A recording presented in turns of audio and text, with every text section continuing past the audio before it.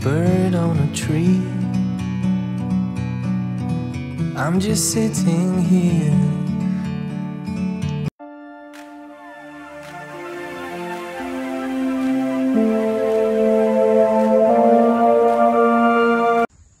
Assalamualaikum warahmatullahi taala wabarakatuh. Salam sejahtera. Salam kepada pencinta durian. Hari ini saya ingin berulang kembali. Maksud saya di dalam dulu saya pernah tunjuk dalam siri S27 bagaimana saya nak menjaga tanaman saya yang selepas cantuk antara 2 hingga 3 bulan. So ini dah rupa dia selepas saya spray pada 10 hari yang lepas. Saya spray pada 10 hari yang lepas menggunakan baja folia campur dengan micronutrient. So sekarang ni kita ingin lakukan yang kedua, pembajak yang pembajak yang kedua dengan bahan yang hampir sama. So, jadi bahan dia yang kita guna still lebih folan, baja urea. So jadi kalau kita tengok konten dia 1186 dan saya masih lagi menggunakan micronutrient. Ini adalah top up kepada ini micronutrient, top up kepada bahan yang sama yang macam saya pernah sebut dulu. Dia tidak ada unsur NPK, tidak ada dalam ni, dia ada bahan-bahan lain. Dia lebih kalau dekat sini kalau kita tengok dia ada 1 2 3 4 5 6 7. 7 ada 7 elemen. Itu merangkumi lain-lain bahan lah selain daripada NPK. So yang ketiga kali ini saya akan tambahkan dengan P400 untuk kita merangsang dia punya pembentukan dia punya itulah. Nanti saya akan tunjuk cara dia. So okey, sekarang ni kita masih lagi menggunakan formula yang sama pada amalan biasa, iaitu menggunakan befolan 40 ml per pump next set spray ataupun pump kocok ataupun pump galas. Kita menggunakan micronutrient ni pada kadar 1 gram per liter air, dan manakala kita gunakan P400 ni pada kadar dia boleh, kalau untuk spray ni kita guna 70 hingga 150 ml per 18 liter air. Ni ni kita gunakan P400. So jadi dan saya akan tambah lagi sedikit, ni adalah kawalan serangga, kulat dan sebagainya. Tuan-tuan boleh menggunakan apa-apa jenama lah, seperti Cypermethrin, Dipermethrin, 505 dan sebagainya. Jadi tuan-tuan tahulah dia untuk meracun serangga dan kulat.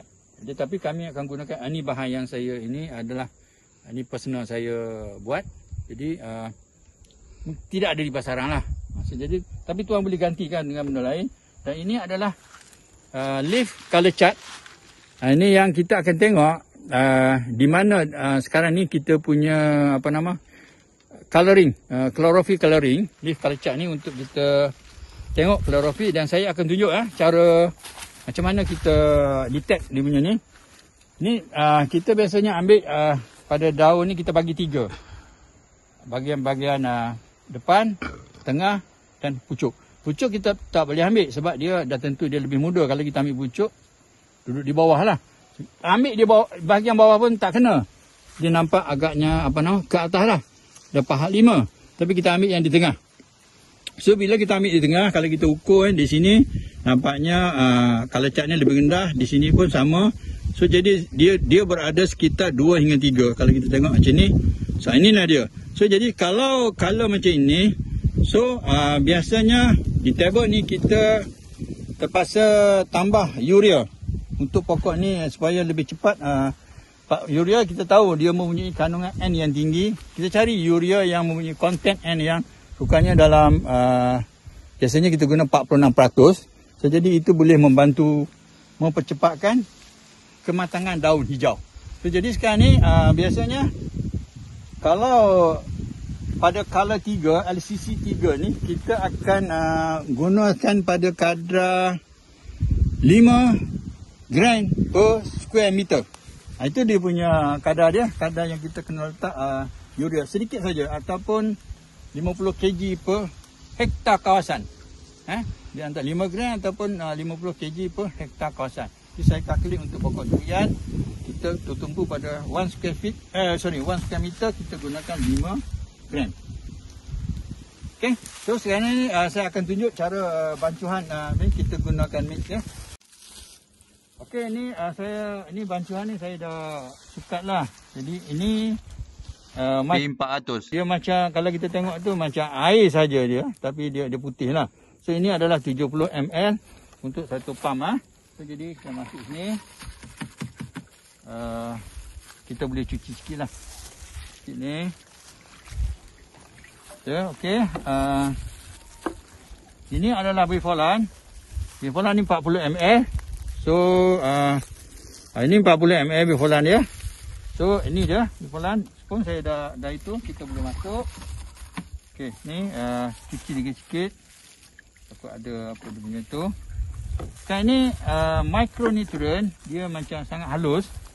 Kalau kita tengok ada warna hijau macam ni, hijau dan putih-putih ni sebab mixture dia punya tu lah.